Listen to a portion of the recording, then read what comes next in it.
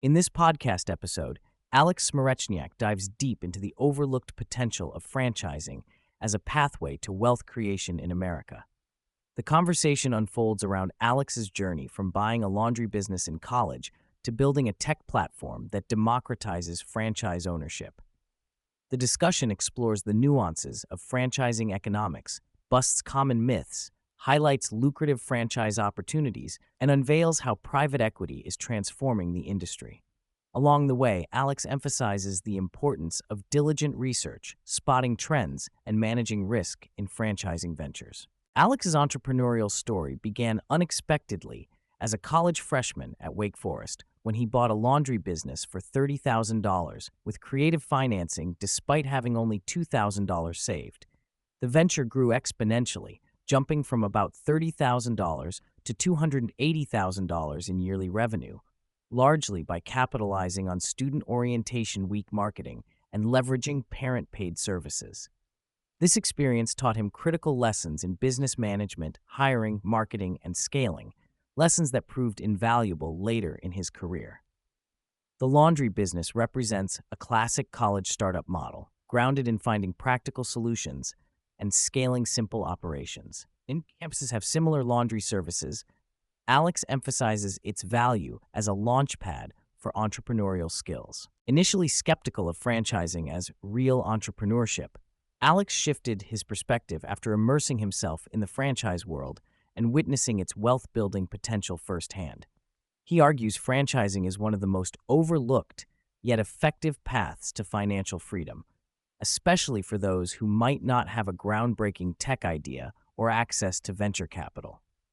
Franchising offers a structured playbook with proven systems and support, allowing entrepreneurs to scale faster and reduce some risks compared to starting from scratch. Franchising is often misunderstood as an industry limited to fast food or requiring massive investment. Alex clarifies it's a business model spanning food, hospitality, health and wellness, home services, fitness, early childhood, and niche sectors like turf installation or crime scene cleanup.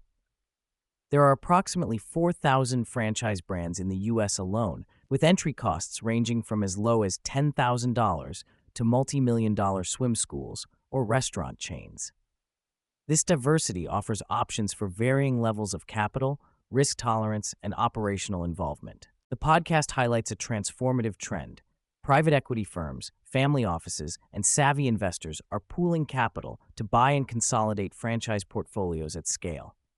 The story of Cal Gulapalli, a former investment banker turned multi-brand franchise operator, exemplifies this shift. Starting in 2018 with just a few locations, Cal built a system of 120 units across 8 brands within 7 years, combining operational rigor and external capital to generate hundreds of millions in revenue. This roll-up strategy, akin to real estate investors acquiring multiple rental units, dramatically multiplies returns, cash flow, and enterprise value. Using examples like Chick-fil-A, Dave's Hot Chicken, and Another 9, an indoor golf simulator, Alex breaks down franchise financials. Franchise fees alone can range from $10,000 to $70,000, but the real capital requirement includes build-out costs, which can reach into the millions for full-service restaurants. Chick-fil-A stands out as unique, with a low franchise fee, but significant royalties, up to 15%, and profit sharing, making it more like a high-paying job than a pure business owner model.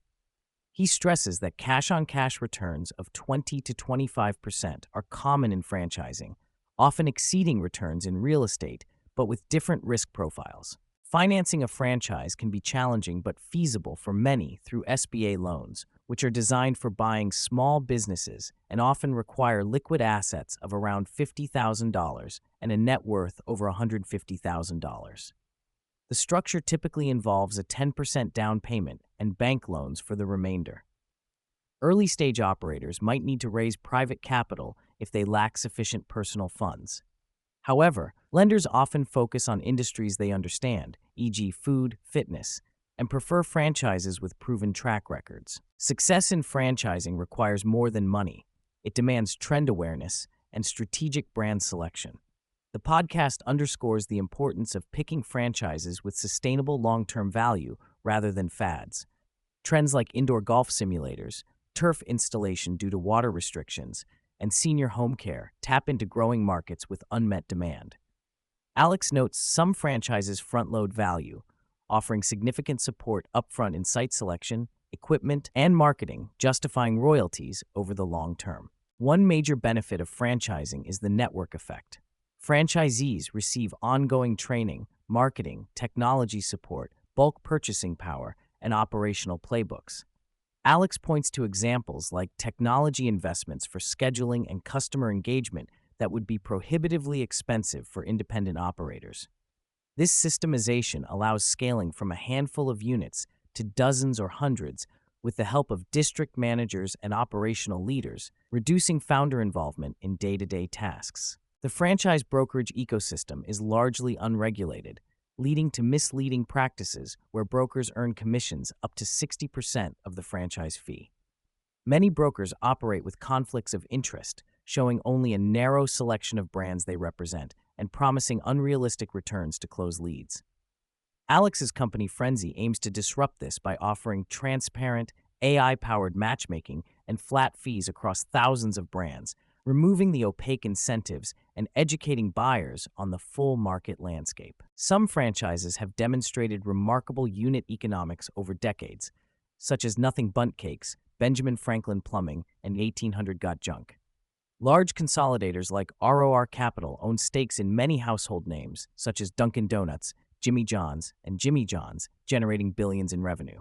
Additionally, niche and unsexy businesses, garage remodeling, turf installation, senior care, and even crime scene cleanup franchises offer high-margin, recession-resistant opportunities often overlooked by mainstream entrepreneurs. While the conversation is optimistic, it does not shy away from detailing real operational headaches, employee turnover, regulatory compliance, and management challenges.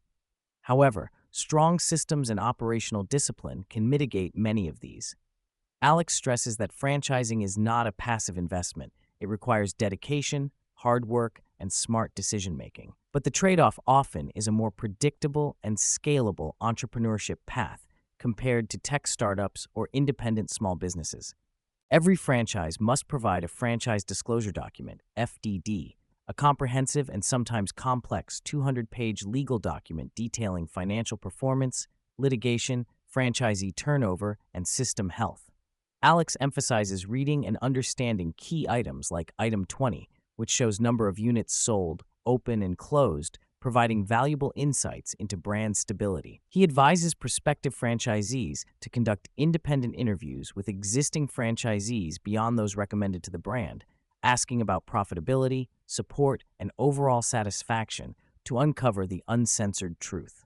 The episode concludes by distinguishing different entrepreneur types.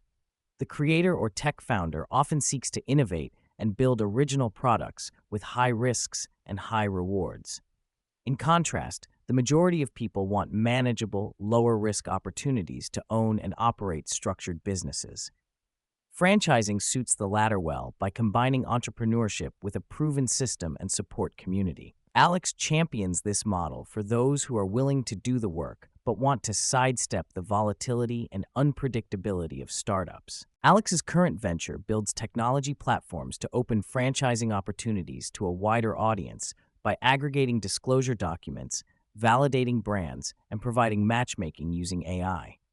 Their goal is to level the playing field and improve transparency in a traditionally opaque market, allowing more people to confidently access franchise opportunities. With a growing user base and venture capital backing, his company seeks to serve both franchise buyers and multi-unit operators, ultimately enabling investors to build large franchise portfolios as private equity does on a smaller scale. Throughout the podcast, there is an undercurrent of stories about cowboy operators and family-run franchise empires, painting franchising as a distinctly American and sometimes blue-collar path to wealth. The sector includes diverse operators from former bankers to Midwestern family dynasties, creating a rich social fabric.